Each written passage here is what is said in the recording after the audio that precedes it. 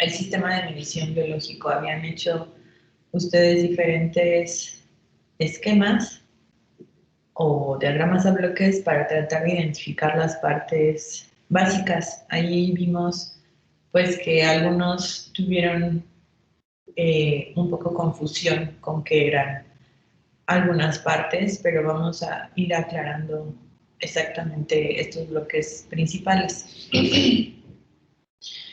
Obviamente tengo el mesurando, ¿no? Lo que quiero medir del sistema biológico. Generalmente podría ser una señal fisiológica, que puede ser, por ejemplo, una señal fisioeléctrica. Tendría que ver con la generación de corrientes eléctricas a partir de la fisiología humana. Radiación, etcétera, otras energías podrían medirse. Voy a tener la parte del sensor. ¿Qué tipo de sensor voy a utilizar para medir de forma correcta lo que deseo medir?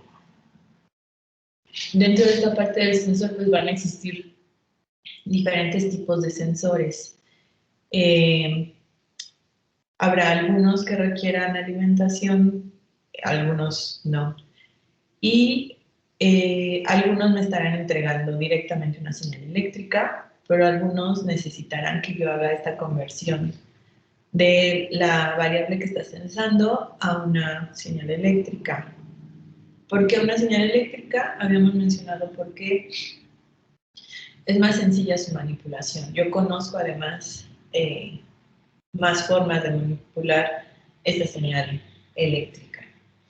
Entonces, toda esta parte de sensor y la conversión a la variable es la etapa de sensor o transductor, que serían estos dos bloques. Estos son básicos, ¿ok? Esto no puedo tener un sistema de medición biológico si no tengo una etapa de sensado, un sensor. Después, obviamente, otra parte básica pues es la fuente de potencia o la fuente de alimentación que va a proveer energía a todo mi sistema. No puedo prescindir de esta etapa porque si no, todas mis subetapas no funcionan. Entonces, por ahí, a los que se les había pasado considerarla como etapa fundamental, no puedo eliminarla porque si no, nada funciona.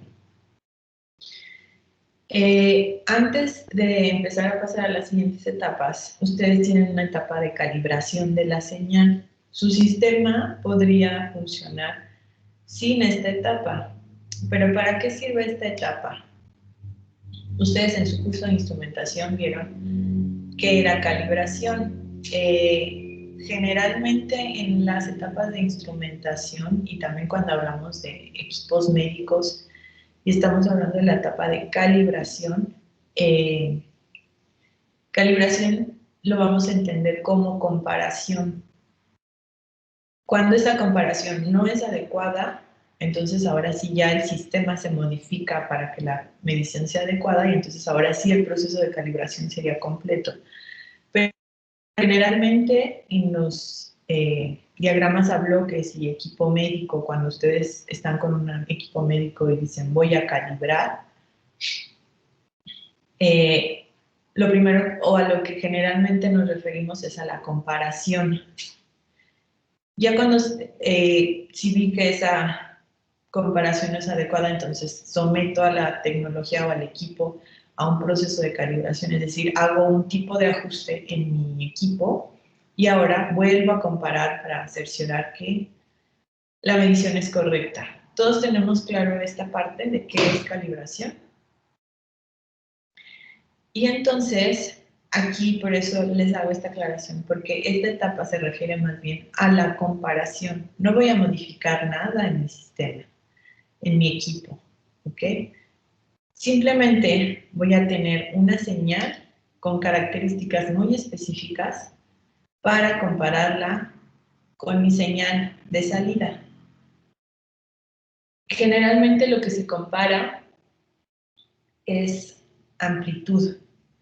No morfología, ¿por qué? Porque mis señales fisiológicas, por ejemplo, van a tener diferentes morfologías. Entonces, Sí podría yo estar generando una señal simulada, dependiendo de qué señal fisiológica esté adquiriendo, pero esa señal simulada va a estar bajo condiciones muy particulares. Lo que sucede en un sistema humano, en la fisiología humana, es que esta señal se va a ver modificada siempre por múltiples factores. Entonces va a ser muy difícil que yo controle todos estos factores para que esta señal que obtenga de mi sistema humano, mi sistema fisiológico, sea parecida a mi señal simulada. Entonces no voy a comparar morfología, voy a comparar amplitud.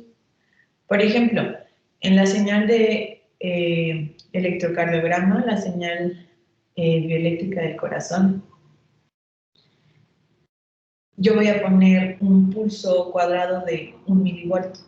Entonces, mi señal de calibración va a ser un pulso cuadrado de 1 milivolt y esto me va a servir para comparar con la amplitud de la señal que estoy obteniendo. Yo espero obtener señales de salida del orden de milivolts, ¿ok? Y entonces, lo que voy a estar haciendo es comparar principalmente amplitud. Entonces, podría prescindir de esta etapa, pero es útil ¿para qué? Para darme cuenta que la señal que estoy obteniendo de salida es adecuada, por ejemplo, por lo menos en cuanto a amplitud. Después aquí tengo la etapa de procesamiento de la señal. Creo que ya habíamos empezado a hablar de esta etapa. Obviamente va a ser procesamiento, digamos, básico. ¿Qué procesamiento requiere mi señal? ¿Qué es básico y qué es necesario? Principalmente va a ser una etapa de amplificación, es decir, aquí en este bloque yo tendría subetapas que van a estar presentes y van a ser primordiales. Entonces, la etapa de amplificación, ¿por qué es necesaria? Porque mis señales fisiológicas son o tienen una amplitud muy, muy pequeña y entonces requiero amplificarla. Después, otra etapa fundamental es la etapa de filtrado. Todas mis señales fisiológicas van a poseer ruido, siempre va a haber ruido. Sencillamente por la razón de que no puedo aislar el sistema que quiero medir. ¿Por qué? Porque todos funcionan al mismo tiempo, todos están interconectados, uno depende de otro, y entonces eso es lo que hace muy complejo el funcionamiento de todos los sistemas fisiológicos. Entonces siempre va a haber ruido inherente a esta parte de que no puedo aislar los sistemas. Por ejemplo, si quiero medir la respiración, no puedo pedirle al corazón deja de latir o viceversa. Si quiero medir la actividad eléctrica del corazón, no puedo pedirle al participante que deje de respirar, o la señal eléctrica del cerebro y pedirle que no parpadee. Entonces, ese tipo de actividades que no puedo detener van a estar generando ruido que va a estar presente en las señales. Ahora, o no puedo detenerlos y no puedo aislarlos, es decir, si quisiera medir la señal eléctrica del corazón y decir, bueno, pongo el corazón en otro sistema, es decir, lo extraigo de mi sistema de medición, ¿por qué? Porque eso va a hacer que mi corazón funcione de una forma diferente, ¿ok? Entonces, lo que yo quiero cuando mido una señal fisiológica es ver cómo se comporta esta señal fisiológica en diferentes condiciones, considerando todo el tipo de mecanismos y sistemas que se encuentran funcionando junto con esa señal fisiológica, ¿ok? Entonces va a depender mi salida, si el sujeto que estoy adquiriendo está relajado, si está dormido, si está haciendo ejercicio, si está escuchando música, y obviamente este grado de modificación de la señal también va a depender de qué señal estoy hablando. Todas las señales van a ser afectadas generalmente por todo el ambiente que yo tengo alrededor. Pero, por ejemplo, la señal eléctrica del cerebro tal vez se vea más modificada o vea yo más cambios si le pongo diferentes tipos de música, y obviamente importa en qué sitio adquiero la señal, a que, por ejemplo, estos cambios sean tan evidentes, por ejemplo, en la señal eléctrica cardíaca. Sí podría haber un cambio de la señal eléctrica cardíaca, a lo mejor con diferentes tipos de música, a lo mejor no con todos, y a lo mejor va a depender también de el conocimiento previo del sujeto, es decir, gustos musicales, si toca un instrumento, si le gusta mucho un tipo de música, a lo mejor o se relaja, ¿no? Entonces, a lo mejor su frecuencia cardíaca puede disminuir, o la variabilidad de la frecuencia cardíaca puede ser más estable, o si no le gusta ese tipo de música, a lo mejor se altera y aumenta su frecuencia cardíaca, y de forma semejante en la actividad eléctrica del cerebro. Entonces, también depende la señal fisiológica que voy a estar adquiriendo, va a depender del sistema que estoy midiendo, de todos los sistemas que tienen relación con mi señal fisiológica, y obviamente de factores externos. Entonces, cuando se adquiere una señal fisiológica, lo que se quiere es tratar de tener lo más controlado el ambiente y conocer bajo qué condiciones estoy adquiriendo mi señal. Entonces, por ejemplo, si quiero adquirir la señal de EEG, la señal de electroencefalograma, en condiciones de reposo, pues voy a tener que estar adquiriendo la señal en un lugar en silencio. Lo más adecuado sería que el participante tuviera los ojos cerrados, que no esté hablando, que no se esté moviendo, que yo tampoco le esté hablando, ¿ok? ¿Para qué? Para tener todo este tipo de entradas a su sistema, tenerlas de forma controlada y conocida, ¿ok? Y va a ser diferente la respuesta que yo viera en la señal de salida si en el cuarto hay ruido, o si el sujeto está hablando, o se está moviendo, o tiene los ojos abiertos, ¿no? Aunque fueran individuales estos factores, y obviamente se va a ver modificadas si, por ejemplo, todos estos factores están juntos al mismo tiempo. Entonces, en esta parte de procesamiento de la señal hay dos etapas básicas, que era la amplificación y el filtrado. Generalmente se van a llevar a cabo de forma analógica, ¿ok? Y posteriormente, si se requiere algún otro tipo de amplificación o algún otro tipo de filtrado, podría hacerse de forma digital. Pero de entrada, esta parte de amplificación y filtrado van a ser analógicos. Y entonces yo ya tengo aquí en esta etapa mi señal básicamente como la quiero. Y ya la podría buscar la forma de desplegarla. Yo puedo también almacenar estos datos. Puedo tener el almacenamiento antes del procesamiento y después del procesamiento. Si la tuviera antes del procesamiento, entonces quiere decir que aquí, si no hago estas etapas de procesamiento, de filtrado y, bueno, de amplificación y filtrado, entonces cuando yo transmita los datos, voy a transmitir los datos con la amplitud original y con ruido. Si aquí agrego la parte de, por ejemplo, amplificación y filtrado digital, pues ya los voy a transmitir filtrados y amplificados. O bien esta parte de almacenamiento de los datos debería o podría ir aquí después del procesamiento de la señal. Esto sería, entonces, esta etapa de almacenamiento y transmisión, eso es adicional. Yo puedo tener mi señal de salida sin almacenarla y sin transmitirla. Esto es adicional. Es decir, mi sistema va a funcionar si no tengo estas etapas. Y hay otra etapa que se llama control y retroalimentación, que también puede ser no básica.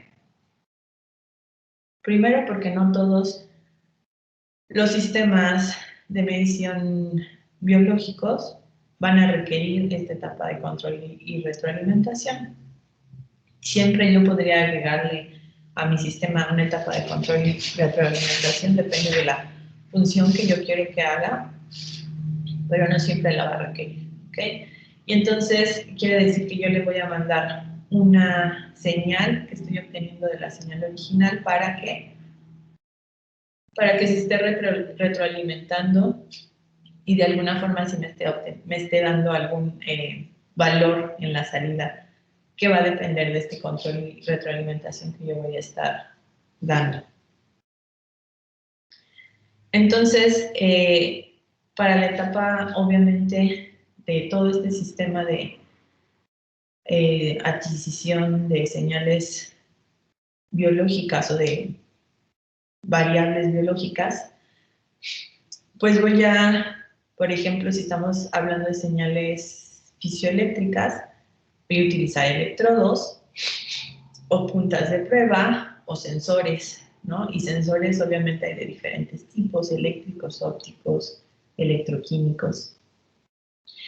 Y después entramos a la parte de instrumentación o a la etapa de procesamiento.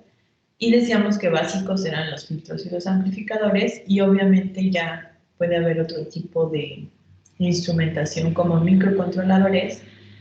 Por ejemplo, si además yo quiero,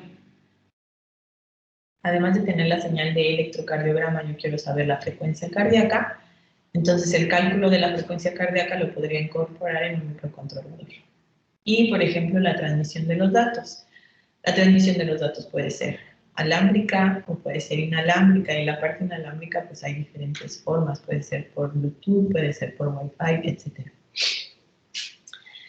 De esta parte ya lo habíamos mencionado que voy a requerir una etapa de transducción. ¿Para qué? Para cambiar en medidas o energías que no son eléctricas a una señal eléctrica. Aquí dentro de la parte de amplificación, esta parte de acondicionamiento de la señal tiene que ver, por ejemplo, con la etapa de filtrado, eso sería un tipo de acondicionamiento. Y, por ejemplo, puedo agregar la etapa de conversión de analógico a digital. Como etapas, digamos, avanzadas, podría estar la parte de calibración y compensación. Es decir, yo podría ver mi señal y a lo mejor si tiene un offset y este offset es debido a el funcionamiento de mi sistema, yo podría corregir este offset, ¿ok? Entonces ahí sería una etapa de compensación. Y otras características que yo podría tener como diseño de interfaces de usuario, etc. Entonces yo puedo medir diferentes variables, presión, temperatura, información anatómica, velocidad, fuerza, etc. Voy a incorporar la utilización de un sensor que si no me entrega una señal eléctrica, entonces voy a requerir que se haga la conversión a una señal eléctrica.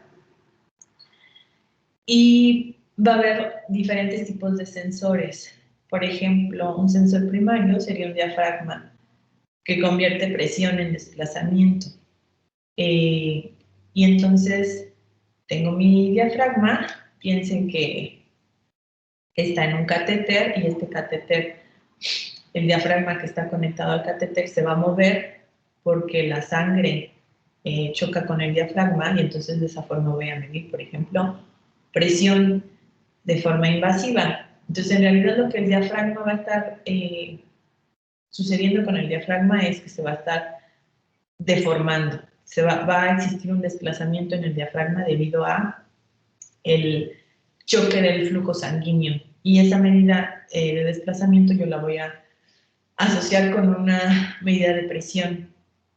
Y entonces el sensor que debería de utilizar, por ejemplo, son sensores de desplazamiento, uno muy utilizado por la sensibilidad y la escala en la que hace mediciones, son las conocidas como galgas extensiométricas. Entonces, este tipo de sensor va a convertir desplazamiento en voltaje. Entonces, ya estoy convirtiendo a una señal eléctrica y esta señal eléctrica ya la puedo manipular. Y hablábamos del acondicionamiento de la señal, que obviamente va a ser básicamente un amplificador y un filtro. Para ambas etapas es necesario conocer las características de mi señal. Es decir, yo debo de saber qué amplitud tiene mi señal original para saber qué ganancia le doy a mi amplificador. Es decir, no puedo intercambiar un amplificador que tengo para una señal de electroencefalograma, no va a ser el mismo que un amplificador para una señal de electrocardiograma. ¿Por qué? Porque las señales no tienen la misma amplitud. La señal del electrocardiograma va a ser más grande comparada con la señal del electroencefalograma. Entonces, obviamente el amplificador que yo utilice para amplificar la señal de EEG tiene que tener una ganancia mucho, mucho mayor. ¿Okay? Y el filtro también, yo necesito conocer el ancho de banda adecuado de la señal. Si no conozco el ancho de banda de la señal, pues yo le puedo poner un filtro, pero ese filtro va a ser inútil si no es o respeta el contenido en frecuencia de mi señal. Por ejemplo, el ancho de banda de la señal de electrocardiograma va hasta 100 Hz. Entonces yo quiero información básicamente de 0 a 100 Hz o de 0.05 a 100 Hz. Y, por ejemplo, si yo le pongo un filtro de 0 a 20 Hz, ¿qué va a pasar? Pues sí puse un filtro, pero no conozco el ancho de banda de la señal, lo puse al azar, y entonces estoy perdiendo información en frecuencia de la señal, es decir, no estoy respetando el ancho de banda de la señal. Entonces es fundamental conocer qué características adecuadas tengo que tener mi amplificador y mi filtro. ¿Por qué? Porque si no, de nada sirven estas etapas y la señal que voy a estar obteniendo en la salida es una señal o que se distorsiona o que no tiene la información adecuada. ¿Dudas en esta parte de las etapas básicas de un sistema de medición biológico? ¿Por qué hablamos de las etapas básicas de este sistema de medición biológico? Porque vamos, o los voy a poner a que investiguen, por ejemplo, para hablar de mantenimientos de alguna tecnología de equipo médico, y entonces se encontrarán etapas de este tipo, básicas. Obviamente depende de la tecnología, pues se agregarán etapas, ¿no? Porque van a realizar funciones diferentes. Entonces, por eso es importante conocer de forma básica que tendría, por ejemplo, un sistema de medición de, por ejemplo, señales fisiológicas. Entonces, vamos a pasar ahora a hablar un poquito del ciclo de vida del equipo médico. Ya habíamos hablado cómo era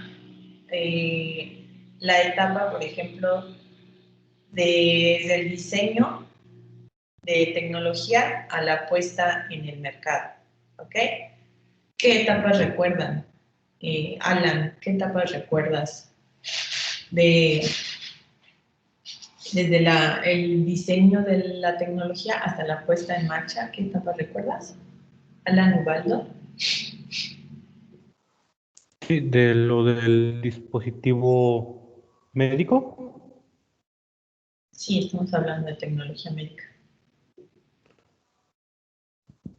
Ok, de lo que recuerdo desde de diseño, comienza lo de la parte de diseño, de qué parte tiene que llevar, de para qué lo vas a ocupar, cuáles son las necesidades que debes tener. Y Después lo que es lo de fabricación, que es ya enfocante en la parte de qué es lo que necesitas, para qué lo necesitas y darle ya solución a ese problema. Después se ve todas las regulaciones, me parece, de si es invasivo, qué tan invasivo es, qué riesgos puede conllevar este dispositivo. Ya si se va aprobando, seguiría ya lo de las pruebas primero en animales para comprobar todo eso y después ya en humanos, ya dependiendo de qué tipo sea y en cuánta población se pondría.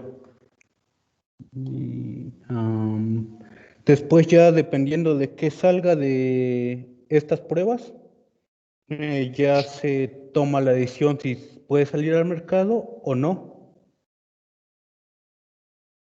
Ok. ¿Qué etapas agregarías, Aranza, Vianney? ¿O ya están completas? ¿Qué parte también es fundamental dentro de este proceso de diseño y puesta en el mercado de tecnología médica? Podría, yo creo que hacer las pruebas clínicas, pruebas eléctricas también me parece. Pero sí lo dijo tu compañero. O sea, ¿qué agregarías además de lo que dijo tu compañero?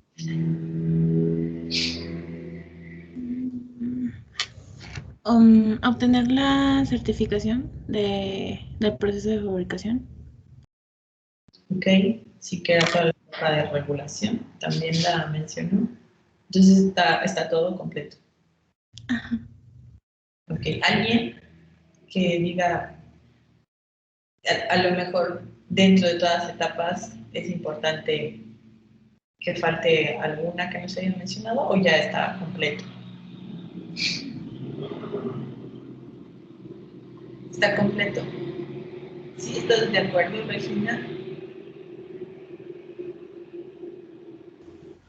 No, también habría que ver lo de la capacitación del uso del dispositivo, ¿no? Eso sería para el proceso de diseño y salida al mercado del dispositivo.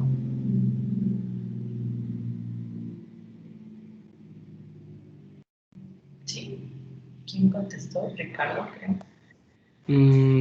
Pues yo creo que por lo menos crear un plan de cómo se podría realizar la capacitación o los cursos que el personal médico debe de realizar para poder operar el dispositivo.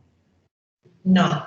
Dentro del proceso de diseño de instrumentos médicos no está la parte de capacitación. Eso ya es algo que va cuando ya es un proceso que está dentro de que el equipo médico ya se puso en el mercado, pero desde el diseño a la puesta en el mercado de la tecnología no va capacitación. ¿Qué Maestra, más? creo que faltó mencionar la parte de, o sea, los recursos financieros, ¿no? O sea, como que considerar cuál es el presupuesto que se tiene para ver qué componentes se pueden utilizar pues, en el diseño del dispositivo, ¿no? Ok. Sí, o sea, digamos que lo dijeron de forma global, muy bien, pero para eso lo vimos como de forma más detallada, ¿no? Entonces, está toda la etapa de el concebir las necesidades y el diseño del producto, y dentro de esta etapa está el tener un prototipo alfa, tener un prototipo beta, y se verifica cada etapa, ¿no? Se retroalimenta con opiniones de usuarios, obviamente expertos, y esa etapa de retroalimentación va de forma continua y se va validando. Después está toda la etapa de desarrollo de tecnología, se hace la prueba de concepto, se va a optimizar esa tecnología, está algo importante, el que vimos, que nadie mencionó, que era toda esta parte de la gestión de la calidad, que es fundamental, que es tener todo mi proceso bien documentado. Cuando hablábamos de la parte de los archivos históricos de diseño, los archivos maestros y la parte del sistema de gestión de calidad. Entonces, eso es fundamental en el proceso de diseño de instrumentos y no lo mencionaron. ¿Sí? Tiene que estar bien documentado todo el proceso. Obviamente la parte regulatoria, que en un principio solo es desarrollar la estrategia de cómo se va a someter a regulación el producto, la tecnología, y esto se va adecuando de acuerdo a los diferentes tipos de validaciones que se van teniendo a lo largo del desarrollo, y después empiezan las etapas clínicas, ¿no? Los estudios pivote de los que hablamos, hasta que al final se tiene que obtener una certificación. Si esta certificación no se tiene, podrán estar todas las etapas terminadas, pero el producto, el instrumento o la tecnología médica no puede salir a la venta. Y después toda la etapa de manufactura. ¿Por qué? Porque esta etapa de manufactura también va cambiando, porque al principio se tiene un prototipo, a lo mejor a gran escala, y lo que se quiere es tener un prototipo óptimo, probablemente las dimensiones deben de ser adecuadas, entonces más pequeño. Entonces toda esta etapa de manufactura también es importante considerarla. Entonces todas estas etapas que vimos, pues las vimos para que ustedes las entiendan y las puedan definir de forma puntual. Entonces, de forma muy general, puedo resumir mi proceso de diseño de tecnología médica, pero por eso vimos de forma resumida cómo están todas estas etapas. Entonces, es importante que yo las tenga en mente todas estas etapas porque son fundamentales.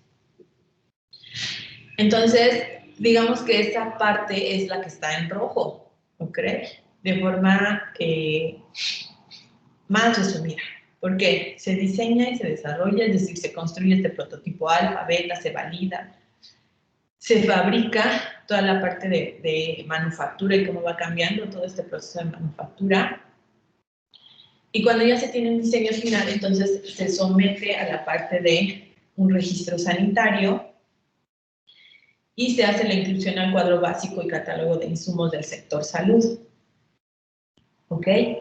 Entonces, estas secciones obviamente tienen que pasar por regulación sanitaria. ¿Ok?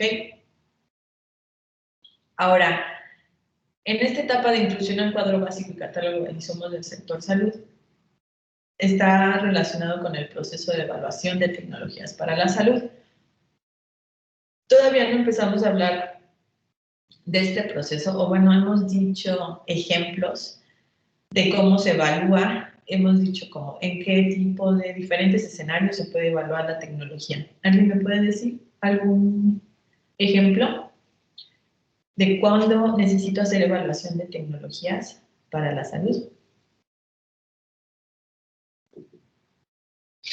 ¿Nadie? Bueno, como les gusta que les pregunten. César Alan, ¿me podrías decir un ejemplo o un escenario en el que se requiere evaluar la tecnología médica? Imagino que en todo momento en el que vaya a entrar a una instalación hospitalaria, porque necesita tener, bueno, estar previamente evaluado.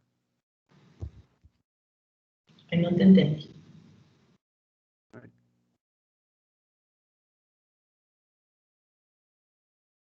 ¿Puedes repetirlo?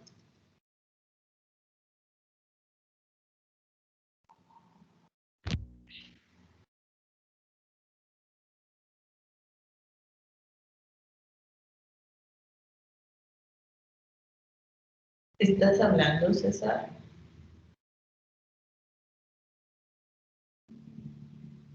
Bueno, ¿alguien más? Diana Rivera.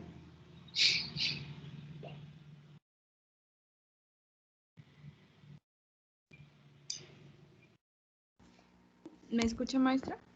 Sí. Ah, perdón.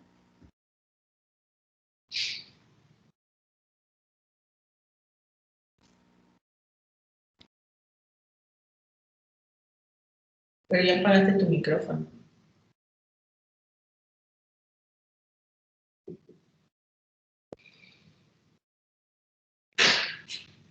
¿Alguien que Es quiera? que, perdón, mi internet falla. Ya te escuchas otra vez. Pues, bueno, supongo que... ¿Sí me escuchó? Sí. Ah, ok.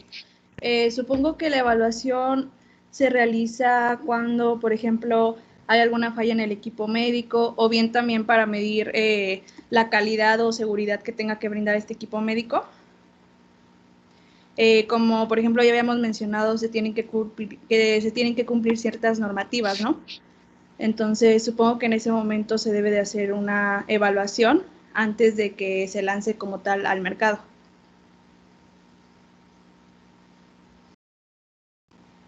¿Alguien recuerda los ejemplos que les di? Pues decíamos que... Pues ¿Le pueden levantar la mano para Ay. que les dé la palabra, por favor? sí, A ver, Carla.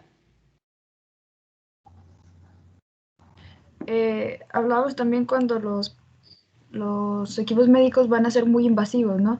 Dependiendo de qué tan invasivos iban a ser, iban a tener como más requerimientos o normas para saber si son seguros, ¿no? Alfredo había levantado la mano también. Yo también había pensado en lo que mencionó Carla. Recordaba que habíamos hablado de los dispositivos que son invasivos y los que no, y recordaba que había más regulaciones para los que sí lo eran. Pienso que eso podría ser una de las evaluaciones tecnológicas.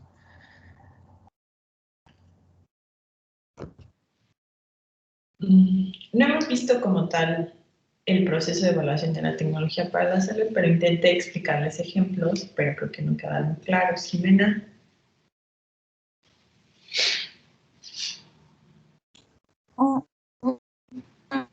Lo que yo recuerdo es que se tenía que evaluar cuando a un equipo médico se le hacía como una actualización muy grande, lo tendrían que volver a evaluar. Pues si era como alguna actualización pequeña, no era necesario como regresar todo el proceso, pero si era muy grande, sí.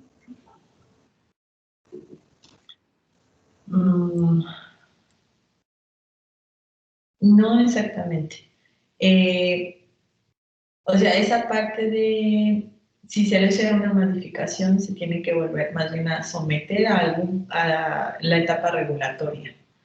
Pero cuando hablamos de evaluación de tecnología de la salud, por ejemplo, es quien hace ese proceso se puede dar en diferentes contextos, pero los procesos de evaluación de tecnología para la salud los hace principalmente CENETEC. Entonces, si una nueva tecnología la quiere adquirir Secretaría de Salud, CENETEC hace la evaluación de tecnología para la salud, que es una serie de procedimientos para decir si es adecuada esa tecnología o no es adecuada esa tecnología. Ese sería un caso, ¿ok? No hemos visto las etapas de este proceso, pero entonces no es, por ejemplo, si mi equipo está fallando, decir que está fallando. Evaluación de tecnología de la salud no es lo mismo que revisar mi tecnología para ver qué está fallando. Son más pasos, más procesos que tengo que hacer para decir mi tecnología es adecuada, mi tecnología, principalmente de forma global es eso, la tecnología es adecuada para su uso o no. En diferentes contextos, para compra, para sustitución, para puesta en sector salud a nivel república, etc. Pero evaluación no es lo mismo que revisar, por ejemplo, hacer pruebas de funcionamiento de la tecnología, no es lo mismo. Entonces, no confundan No hemos visto ahorita todavía qué etapas conlleva, pero vamos a empezar a decir, toda esta etapa, por ejemplo, de fabricación y registro sanitario está relacionada con la parte de regulación sanitaria. Esta parte de incluirlo al cuadro básico y catálogo de insumos del sector salud, para que yo lo pueda incluir, tiene que pasar por el proceso de evaluación de tecnologías para la salud, para decir si es adecuado incluir esta tecnología en el cuadro básico y catálogo de insumos del sector salud. En cuanto a sector salud público de México, ¿ok? Después de que ya pasó estas etapas, está la etapa postmercado. Entonces, en esta etapa postmercado, esto va a ser el proceso de gestión de la tecnología médica, ¿ok? Entonces está una etapa de planeación, donde en esta etapa de planeación pues va a ser cómo va a ser, se van a estar planeando todas las siguientes etapas, ¿ok? La incorporación, si es a un solo hospital o es a varios hospitales, si es un solo equipo o en realidad son miles de equipos los que se van a estar incorporando al sector salud. La etapa de instalación, ¿ok? Porque en la etapa de instalación no es solo llevar el equipo o la tecnología médica al hospital y conectarlo a la corriente eléctrica, ¿ok? Habrá equipos que sean sencillos y nada más será literalmente lo que estamos diciendo, se conecta a la corriente eléctrica y el equipo funciona, pero algún tipo de tecnología necesita instalaciones hospitalarias adecuadas, ¿ok? Incluso conectarlo a la corriente eléctrica va desde, funciona con 120 volts o necesita, por ejemplo, 240 volts, ¿ok? Eso tiene que saberlo tanto la persona que está instalando como quien lo está recibiendo. En este caso, por ejemplo, los ingenieros a cargo que van a ver que se instale adecuadamente el equipo. Entonces se tienen que tener las instalaciones hospitalarias adecuadas y generalmente cuando se hace la instalación, la persona que va a instalar el equipo muestra, o eso es lo ideal, que se haga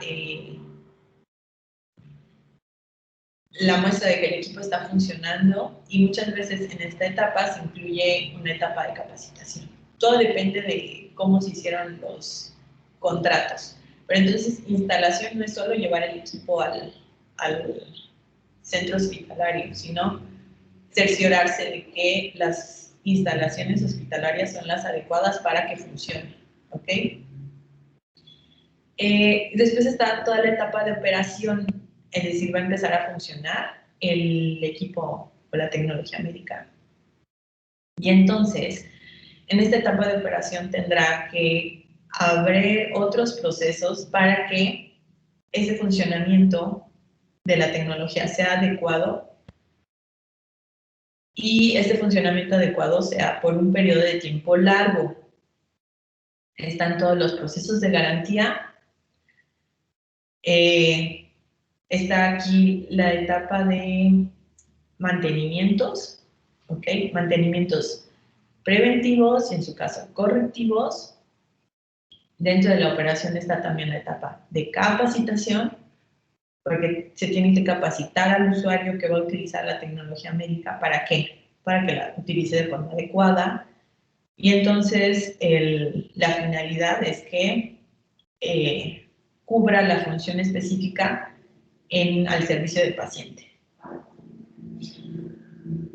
Y dentro de esta etapa de operación está algo muy importante que se conoce como tecnovigilancia, que está relacionado con la parte de regulación sanitaria, ¿ok?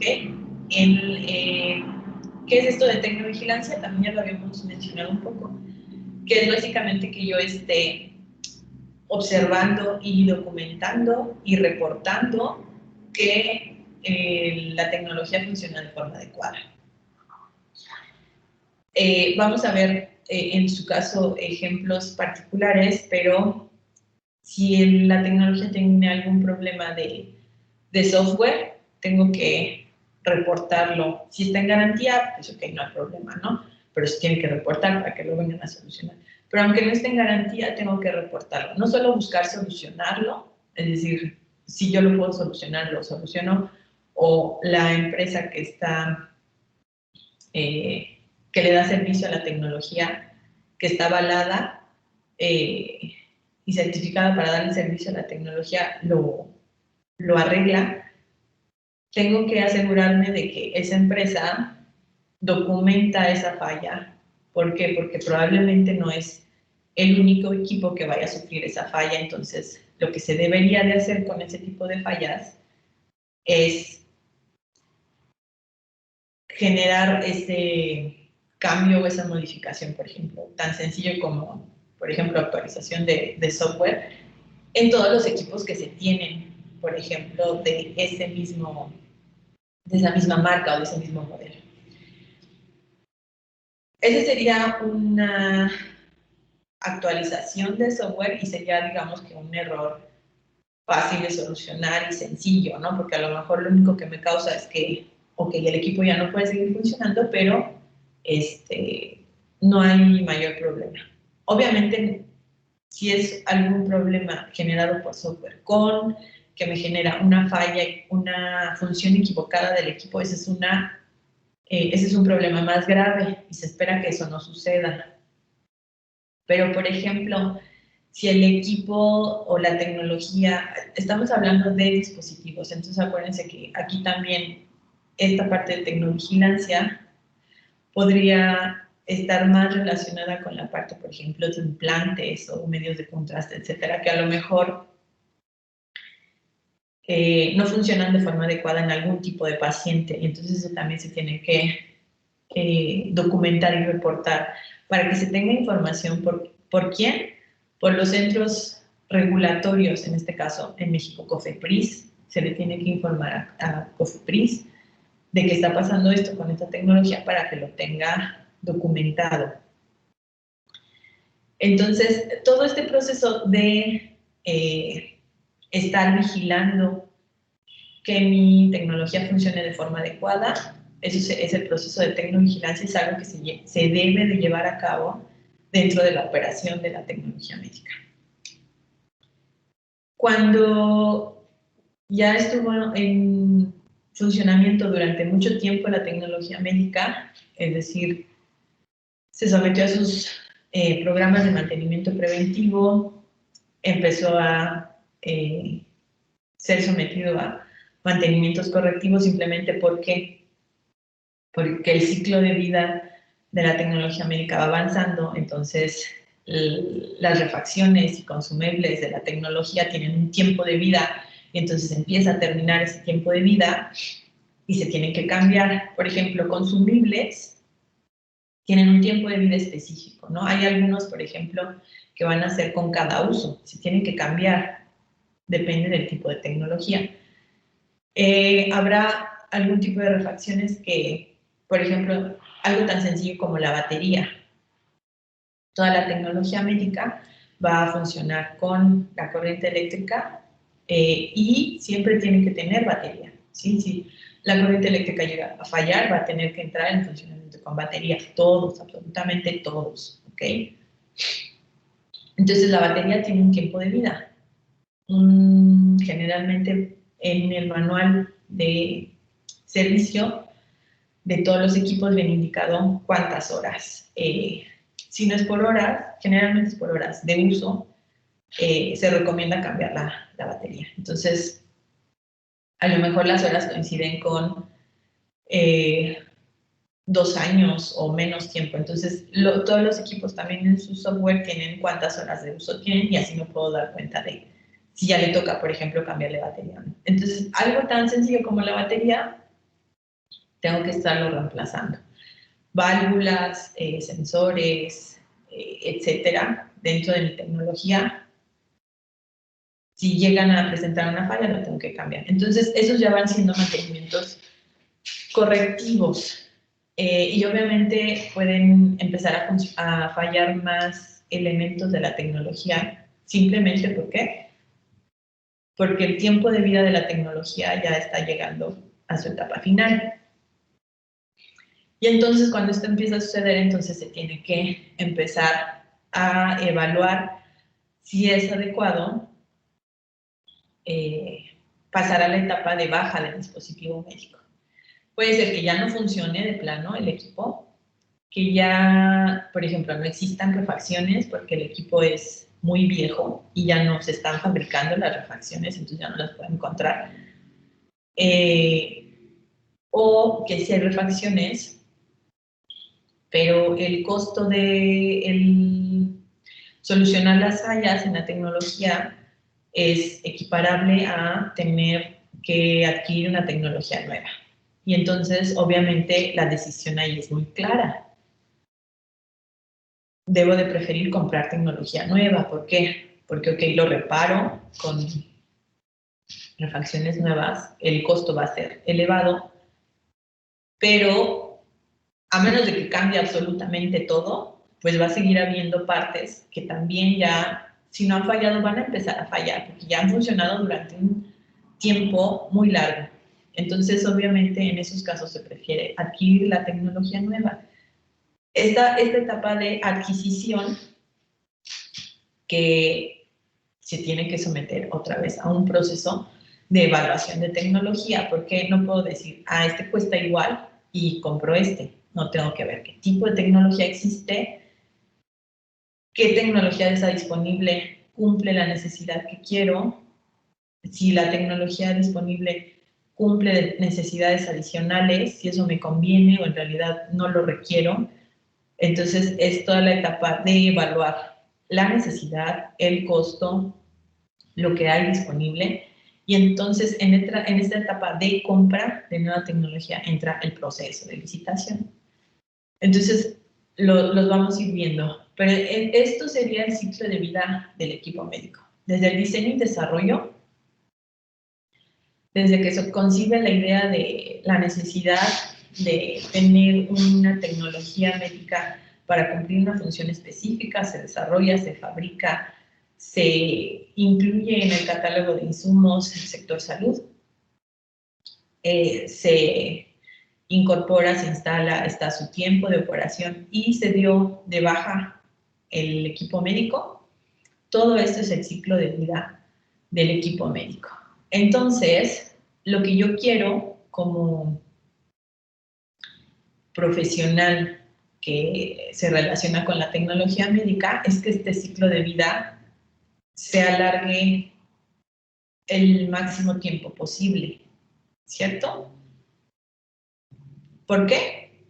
Por cuestiones económicas, ¿no? Por cuestión de optimización de recursos. Entonces, ¿cómo puedo hacer que este proceso se alargue? ¿Cómo se les ocurre que le podría hacer? ¿Cómo se te ocurre, Alejandra Guadalupe?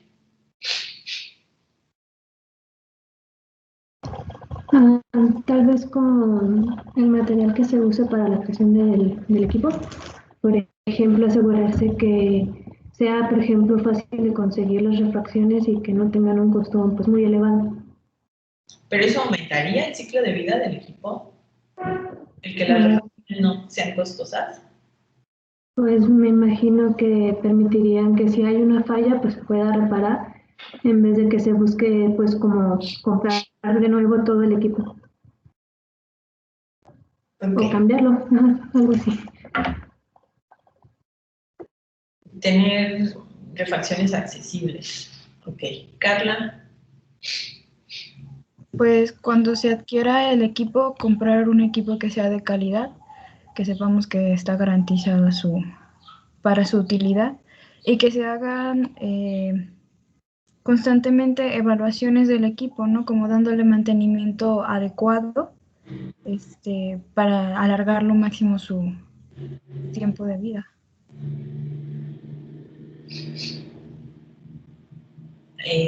Digamos que la parte de comprar la tecnología adecuada, esa la damos por obvia, ¿no? Porque queremos pensar que es una situación ideal, entonces la compra fue pensada y fue adecuada.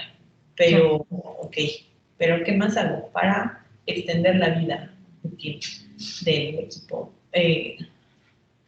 Roberto Araujo y luego Carla Padilla. Pues podría ser que durante su uso, su funcionamiento, estar checando realmente que su uso sea el que debe de ser, como lo marca el manual, para evitar que sea dañado por un mal uso del dispositivo. ¿Y eso cómo lo hago? Pues bueno, en las etapas que aquí hemos visto en operación, pues una correcta capacitación al personal que lo va a usar o estar constantemente supervisando realmente que se use como debe de ser para evitar daños en los aparatos internos por un mal uso. Ok. Lisette Padilla seguía y luego Giancarlo. Bueno, creo que igual que mi compañero, un mantenimiento constante, pero que sí se base un poquito más en la capacitación del personal para que este mismo tenga un mantenimiento, pues sí, constante. Ok. ¿Y Giancarlo va a decir algo o ya se arrepintió? Sí, por ahí había leído, no me acuerdo muy bien en dónde, si fue en como un comunicado de Cofepris o estando de practicante en un hospital, de que los equipos se consideraban prácticamente nuevos, aunque estuvieran, ¿cómo se llama? Guardados, o sea, todavía no estuvieron a la venta, yo creo, me acuerdo que como por 5 años o 3 años, y eso hacía que, pues básicamente el equipo, aunque estuviera desactualizado con pues, las nuevas tecnologías de la empresa que lo haya fabricado, pues el equipo todavía pues tenía un tiempo de vida bastante largo, ¿no? Bueno, pero eso es, digamos, conocimiento, que es como en los coches, ¿no? Tienen un tiempo de garantía, que son kilómetros, ¿no? Igual en los coches te recomiendan cada kilometraje hacer un mantenimiento de servicio y, por ejemplo, hay coches que te dan 5 o 7 años de garantía.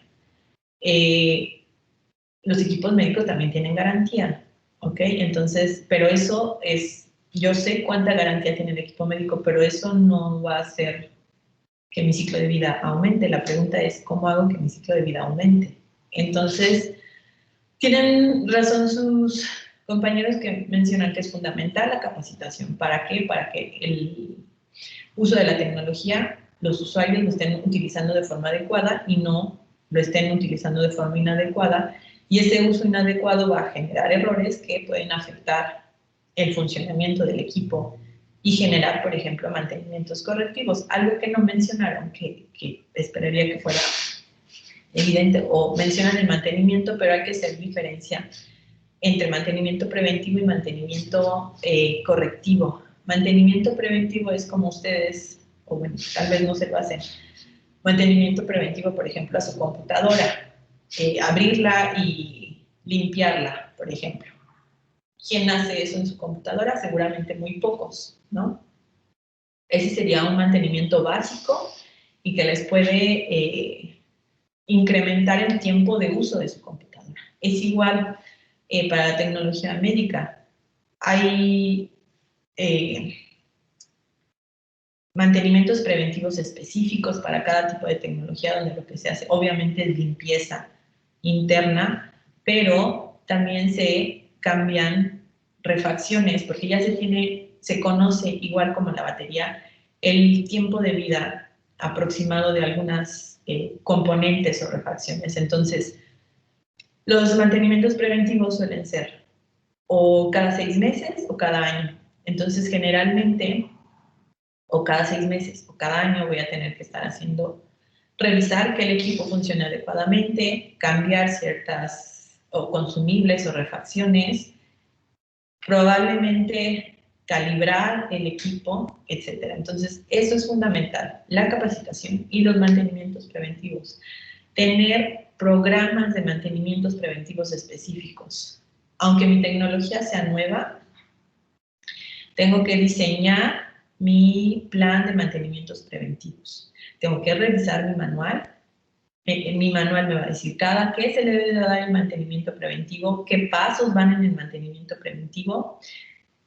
Si no tengo el manual y si es una empresa la que se encarga, es decir, una empresa tiene contrato de servicio con el equipo, entonces yo como responsable del Departamento de Ingeniería Biomédica tengo que verificar que la empresa venga en los tiempos adecuados para dar el mantenimiento preventivo, que le dé el mantenimiento preventivo, que haga las pruebas adecuadas y que haga el reemplazo de piezas o refacciones que se deben. Entonces, también si llegaran a estar trabajando en un departamento de ingeniería biomédica y en realidad se dedican más que nada a la parte de gestionar, es decir, no hacen como tal mucho mantenimiento ustedes, sino hay muchas empresas que vienen y dan mantenimiento a los equipos, son biomédicos y por eso tienen que saber el funcionamiento del equipo para poder decir si le está haciendo el mantenimiento de forma adecuada o no se le está haciendo de forma adecuada.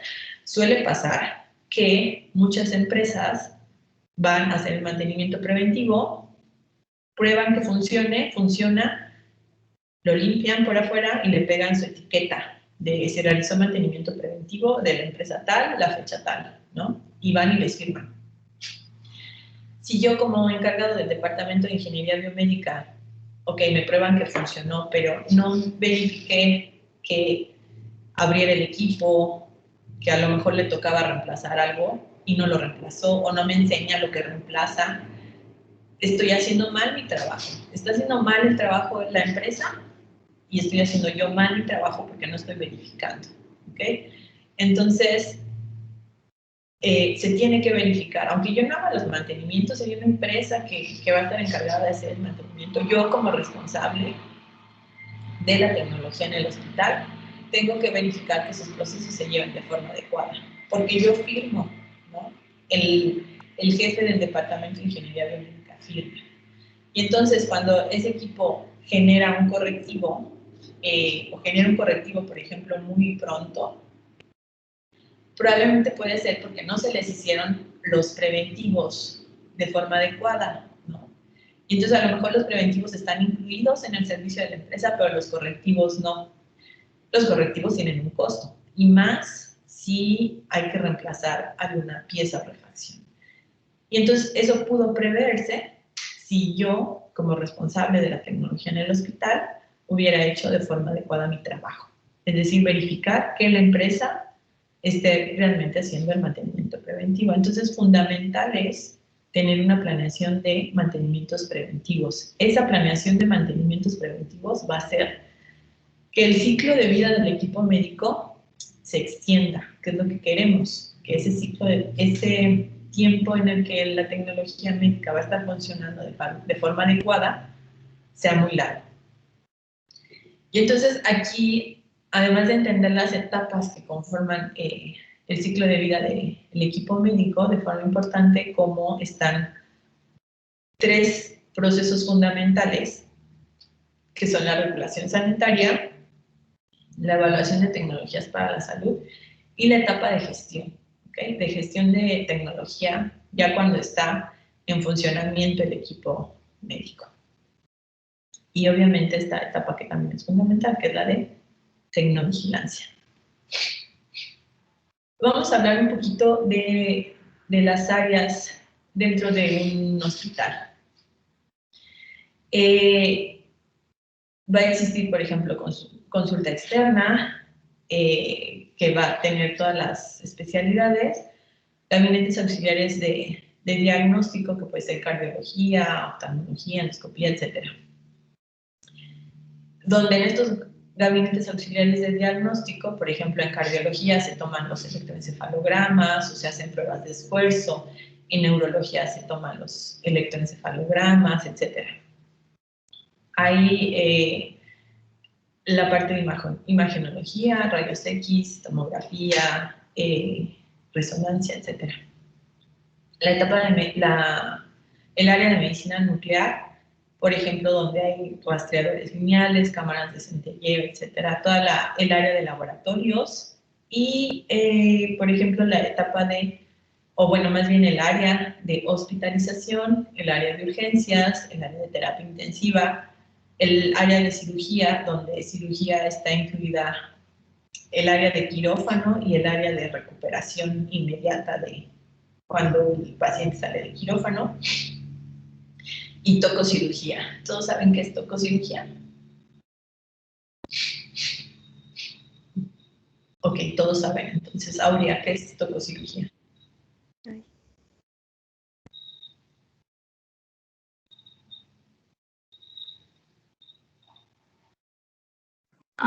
¿Es para los pacientes obstétricos? Las, ¿no? Son- Sí. Entonces, tococirugía es básicamente donde las mujeres dan a luz de forma natural, ¿ok? Si es, por ejemplo, tiene que ser cesárea, entonces ya no es eso en tococirugía, sino es en cirugía, ¿ok? Y áreas dentro de un hospital también, por ejemplo, los gabinetes auxiliares de tratamiento, el área de diálisis o hemodiálisis, inhaloterapia, quimioterapia, radioterapia y además existe el área de medicina física y rehabilitación. Y dentro de la parte de hablar de hospitales existen niveles de atención médica, que es primero, segundo y tercer nivel. Primer nivel van a ser todos los centros de salud, consultorios médicos, dispensarios y unidades de medicina familiar. En la parte de segundo nivel es hospitalización general, que va a constar de 4, de especialidades particulares, que van a ser pediatría, ginecobstetricia, medicina interna y cirugía. Estas 4 especialidades tienen que estar presentes en un hospital para considerarlo de segundo nivel. Si no están presentes, entonces no es un hospital de segundo nivel. Y entonces, obviamente, tiene que tener hospitalización para cada una de estas áreas. Tiene que tener también servicios de apoyo diagnóstico y radiología con medios de contraste y ultrasonido. Un hospital de segundo nivel, entonces, tiene que poseer todas estas características. Ahora, ¿qué hay en un hospital de tercer nivel? Tercer nivel está orientado a hospitalización de alta especialidad. Entonces, por ejemplo, debe de existir cirugía cardiovascular, hemodiálisis, tomografía axial, computarizada, neurocirugía, pruebas de laboratorio, angiografías coronarias, radioterapia, estudios de medicina nuclear. Generalmente estos hospitales de tercer nivel son orientados a una especialidad particular. Por ejemplo, todos los institutos nacionales. Díganme el nombre de algún instituto nacional de México que conozca. El Instituto Nacional de Enfermedades Respiratorias. Ajá, el INER es uno. Entonces, Instituto Nacional de Enfermedades Respiratorias, pues obviamente va a estar especializado en atender enfermedades relacionadas con el aparato respiratorio. Entonces, tendrá áreas específicas que a lo mejor otro hospital de tercer nivel no tiene. ¿Por qué? Porque son áreas de especialidad diferentes. Otro instituto. El de cancerología. Levanten la mano, chicos, para que no hablemos al mismo tiempo. Aurea. El de ciencias médicas y nutrición. Ok, el de nutrición. ¿Cuál otro? El de cancerología. Ok, ¿cuál otro? El de cardiología. Ajá, ¿cuál otro? Neurología. Sí. ¿El de pediatría? Sí, hay Instituto Nacional de Pediatría. Sí, en México. En la Ciudad de México. Sí, así se llama, Instituto Nacional de Pediatría. Déjeme lo busco, pero creo que sí. Ok, búscalo. ¿Quién más levantó la mano? Sí, sí me aparece. Yo, también un Instituto Nacional de Rehabilitación. Ok. ¿Cuál falta? El Instituto Mexicano de Dermatología. Dermatología no hay. ¿No hay? O sea, asumo que están buscando y más bien están inventando. Son 3 institutos nacionales. ¿Cuál falta? Salía IMEDER. ¿Cómo? Salía como IMEDER. Bueno, pero no es entonces Instituto Nacional, ¿no? El de medicina genómica. Ok, sí. ¿Ya mencionaron el de neurología? Ajá, sí. ¿Cuál falta? A mí me aparece también en psiquiatría. Ok, sí. ¿Cuál falta? ¿De salud pública? Ajá. No sé si sea, pero el de ciencias forenses. No. ¿Cuál falta? Ya dijeron cardiología, cancerología, nutrición, enfermedades respiratorias, neurología, pediatría, psiquiatría, salud pública, medicina genómica. ¿El de rehabilitación? Ok. ¿Van También bien? me aparece uno de perinatología. Ajá, ¿qué es eso de perinatología? Me aparece que es el estudio del bebé dentro del vientre y manejo de embarazos de un alto riesgo. Ok. ¿Y cuál falta? ¿De psiquiatría? Psiquiatría creo que ya lo habían dicho, pero ok. Reumatología. Reumatología. ¿O qué dijeron? Sí. No. ¿El de geriatría? Geriatría, ajá. Y falta uno entonces, que se considera Instituto Nacional. No, el nombre no es Instituto Nacional de, pero se considera. ¿Cuál? Hospital Infantil de México. El Hospital Infantil de México, ¿ok? Entonces todos esos son hospitales de tercer nivel, ¿ok? Pero no son los únicos en México, esos son de Secretaría de Salud. Hay otros de Secretaría de Salud adicionales a esos. Entonces, ahorita los ponemos algunos ejemplos. Primer nivel, ya dijimos, unidades de medicina familiar, por ejemplo, del IMSS, centros de salud, clínicas familiares del ISSSTE, donde se dan servicios básicos de salud, básicamente medicina general. Segundo nivel, ya dijimos qué especialidades tiene que incluir particularmente y obviamente hospitalización. Entonces, dentro de esta clasificación están hospitales generales, regionales, integrales, comunitarios, también los hospitales pediátricos, de ginecobstetricia o materno-infantiles, así como hospitales federales, ¿ok? Díganme algún nombre de un hospital de segundo, por ejemplo, segundo nivel aquí en San Luis, ¿cuál es?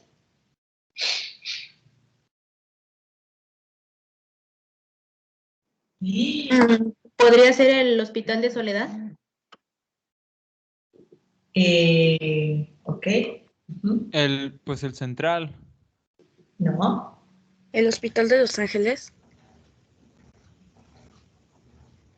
¿El privado?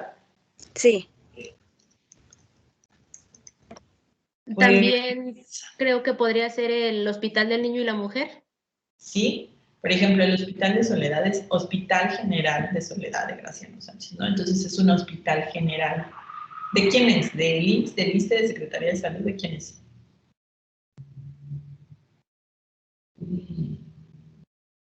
¿No saben? Es de Secretaría de Salud, me parece. Sí, de Secretaría de Salud. La parte de los privados serían hospitales de segundo nivel, porque no tienen alguna especialidad particular. Entonces, se atiende básicamente este tipo. Existe su detalle porque a lo mejor se realizarán cirugías que, por ejemplo, no se realicen particularmente en hospitales de tercer nivel. Pero, ¿cuál es un poco la diferencia? Por ejemplo, hay hospitales privados muy grandes que, por ejemplo, tienen tomografía, que tienen resonancia y que tienen la infraestructura para generar o llevar a cabo procedimientos que, por ejemplo, se llevarían a cabo en hospitales de tercer nivel. Pero vamos a estar hablando de estos niveles de atención de primero o segundo nivel. Los hospitales privados seguramente se van a caracterizar, en sus páginas van a decir, o a veces no dicen, o se van a echar porras y van a decir que son hospitales de tercer nivel, pero habría que ver si cubren los requerimientos para ser de tercer nivel. ¿Por qué hablamos de hospitales públicos? Porque esos hospitales públicos sí tienen que cumplir específicamente con ciertas características para ser de tercer nivel. Públicos en el sentido de que son del IMSS, de Secretaría de Salud o del ISSSTE, ¿no? O, por ejemplo, hospitales militares. Ahora, tercer nivel, hablamos de esta parte de alta especialidad.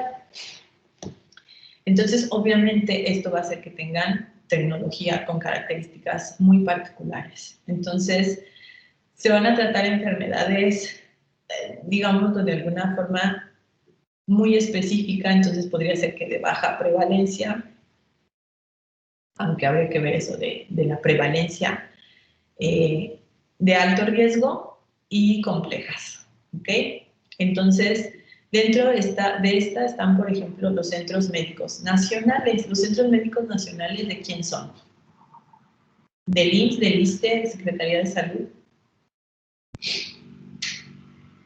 De la Secretaría de Salud, ¿no? ¿Cómo?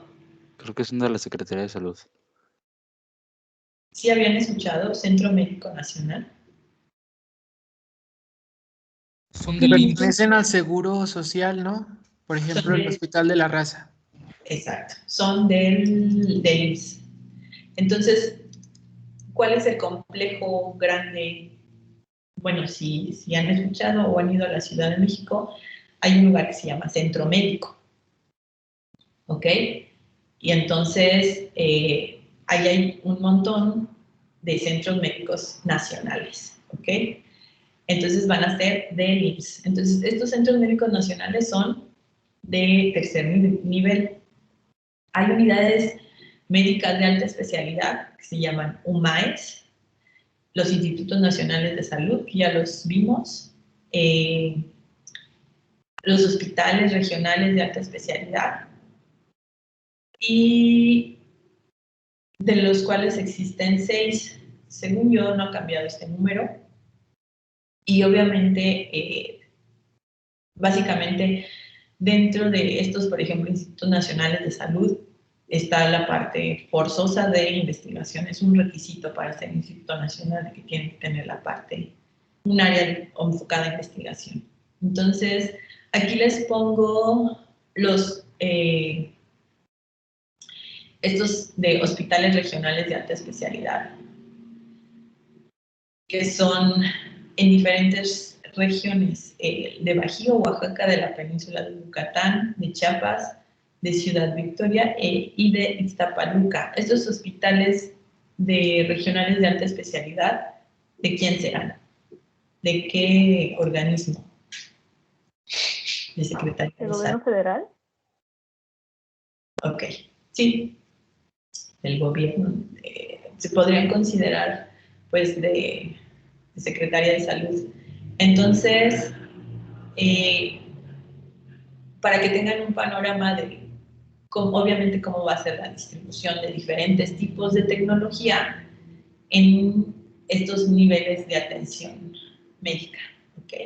Entonces, antes de entrar a ver un poquito diferencias entre regulación sanitaria, evaluación de la tecnología para la salud y gestión de dispositivos médicos o equipos médicos, quiero que esto es gestión de la tecnología de la salud. Entonces tenemos que empezar un poquito a conocer qué tipo de tecnología hay en los hospitales. Se supone que ahorita ya están todos los que deben de estar en el curso. Y entonces son 54. Y entonces ahorita vamos a ver de cuántos hacemos los Los vamos a hacer de 6 personas, son equipos grandísimos, pero para que no tengamos tampoco equipos con más o menos elementos. Entonces van a ser equipos de 6 y entonces la primera tarea que les voy a dejar en equipo va a ser que hagan una lista de equipos médicos que puede haber o tecnología médica. Ahorita les voy a asignar por equipos. Por ejemplo, a un equipo le va a tocar cirugía general, a otro medicina interna, a otro pediatría, ginecobstetricia, etc. Y después también les voy a asignar todos los institutos, ¿ok? Para que investiguen particularmente qué tecnología particular hay en ese instituto. Entonces se los pongo en el canal, la división. Y ahorita, antes de que acabe la clase, dejamos 10 minutos para que me digan cómo están formados sus equipos, o me lo ponen en el canal y los voy enumerando para que siempre haga referencia a equipo 1 y ya sepan ustedes quiénes son, equipo 2, etcétera, y así también les puedo asignar el hospital sobre el cual tienen que investigar qué tecnología hay en ese hospital particular, ¿no? Bueno, por ejemplo, en los institutos sí pueden meterse a la página y tratar de ver qué tipo de tecnología hay en ese hospital, pero, por ejemplo, les voy a dividir estas especialidades, y entonces tendrán que buscar qué tecnología se requiere, por ejemplo, para pediatría, para ginecobstetricia. Va a haber equipos que obviamente se van a repetir, ¿no? Pero para que les pueda asignar, entonces tendré que enumerar a los equipos. ¿Dudas hasta aquí? ¿No hay dudas? La siguiente clase, nada más les voy a dar 1 hora de clase porque tengo que dar una plática. Y por ahí a la sección de archivos le subí 3 documentos. Uno que se llama Ingeniería Clínica en México. Otro es Ingeniería Clínica en un centro médico académico. Y otro es el capítulo... El documento dice D&B modelo, pero el artículo se llama el modelo clínico de un departamento de ingeniería, o el departamento de ingeniería clínica, un modelo de un departamento de ingeniería clínica. Entonces, quiero que los lean. No son, bueno, sí son. Para que no se estresen. Quiero que lean el de Ingeniería Clínica en México, que son 4 páginas, y la parte de el centro médico o Ingeniería Clínica en un centro médico académico, ¿ok? Los leen para la siguiente clase, y la tarea de las especialidades no es para la siguiente clase, sino dejamos 1 semana, entonces es para el siguiente martes. Entonces, estos 2 artículos de la Ingeniería Clínica en México y la Ingeniería Clínica en un centro médico académico son para el jueves, y la parte del modelo de IBE, del Departamento de Ingeniería Biomédica, o bueno, sí, un modelo del Departamento de Ingeniería Clínica se llama, lo leen para el viernes, para comentarlo, ¿ok? Y entonces vamos a empezar a ver un poquito de cuáles son las diferencias entre estos 3 procesos que mencionábamos que estaban involucrados en la etapa del ciclo de vida de el equipo médico. Entonces, ¿cuál es el propósito, por ejemplo, de la regulación sanitaria? Obviamente, evitar daños a la salud. de la evaluación de la tecnología para la salud es la integración y o generación de información que se va a sustentar en evidencia disponible para la toma de decisiones. Acuérdense, este proceso es el que de forma general, por ejemplo, va a hacer CENETEC para sugerir que un dispositivo médico es adecuado que se incorpore en Secretaría de Salud, por ejemplo, en los hospitales de Secretaría de Salud. Y gestión de dispositivos médicos, particularmente de equipos médicos. Acuérdense que dispositivos y equipos no es lo mismo. Va a ser diseñar estrategias y acciones para la optimización de recursos tecnológicos. ¿Ok? ¿Por qué dispositivos y equipos no es lo mismo?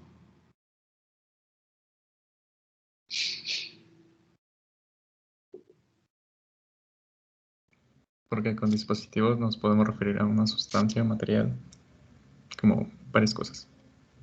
Ok. De acuerdo a la clasificación, dispositivos eran varios elementos que estaban constituidos en 6, ¿no? Por ejemplo.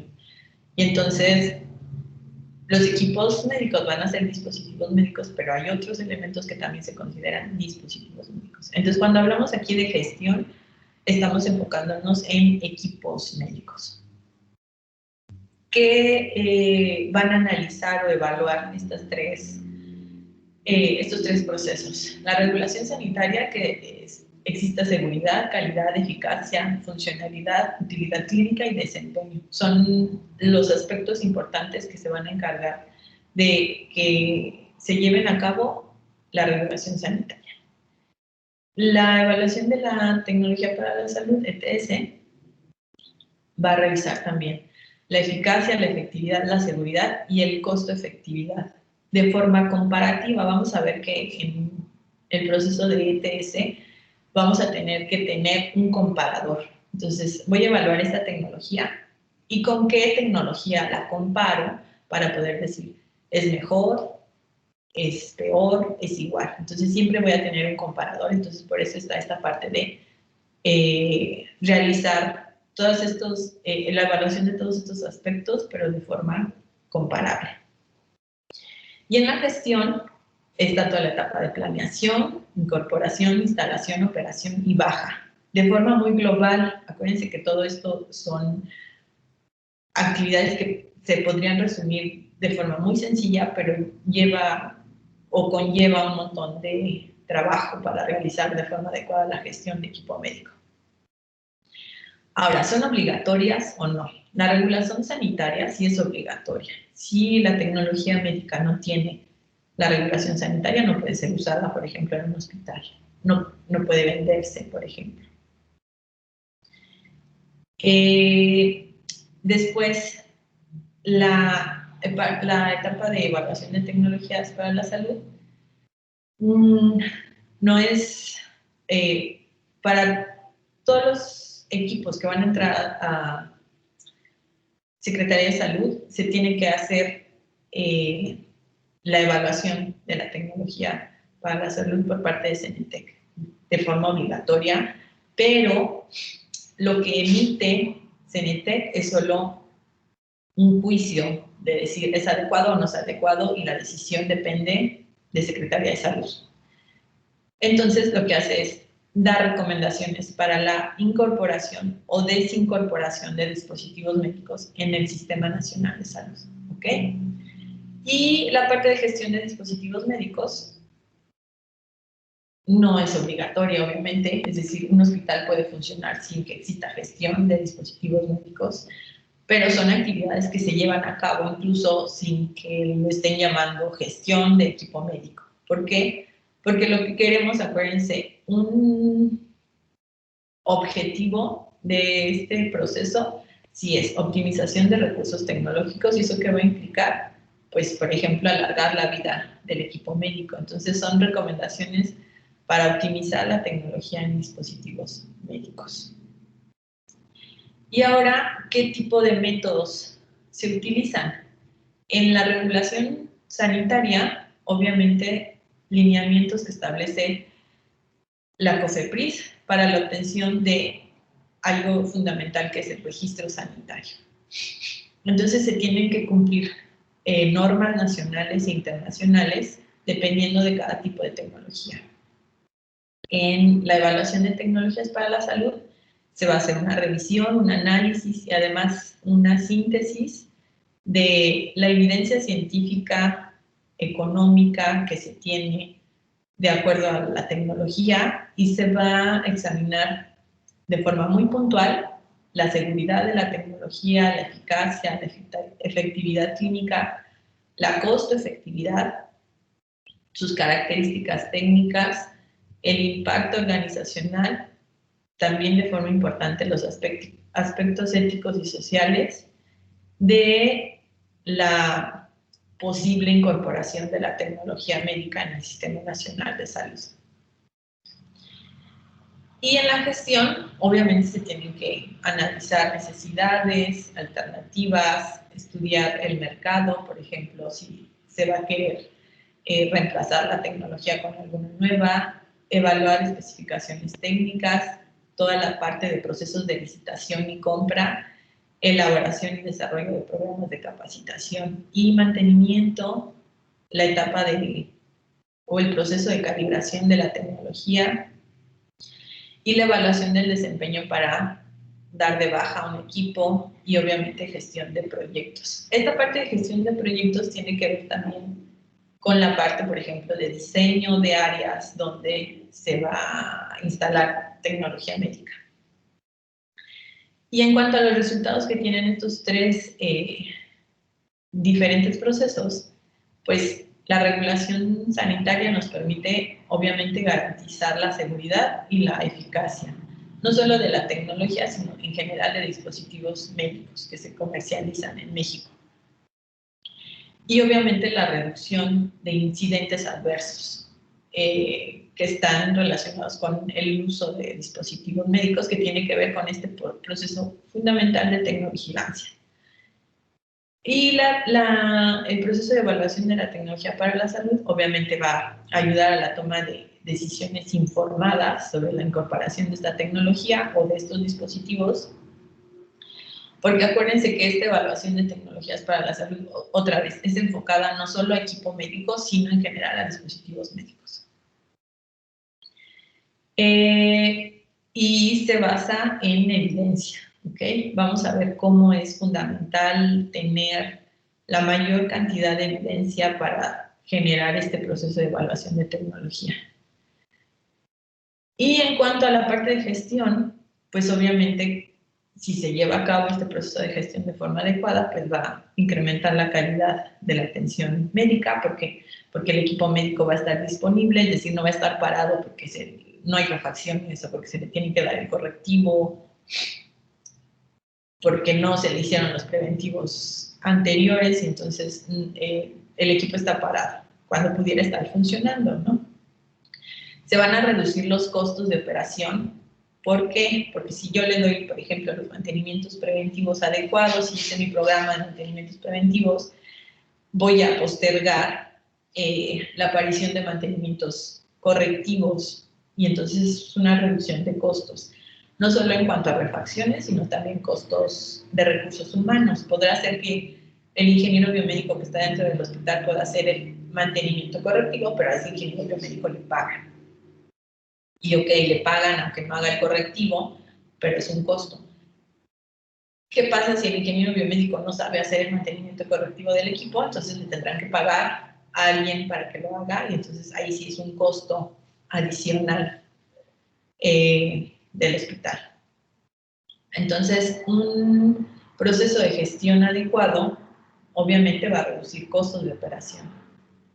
Y siempre buscando, recuerden la definición de gestión de tecnología médica, era optimización de recursos para que la tecnología sea segura y el uso y la tecnología también sea eficaz. ¿Ok? Entonces, es uso seguro tanto para pacientes como para operadores. ¿Dudas hasta aquí? ¿No? Bueno, entonces, sí. No, Sí, perdón, que no había dudas. Ok.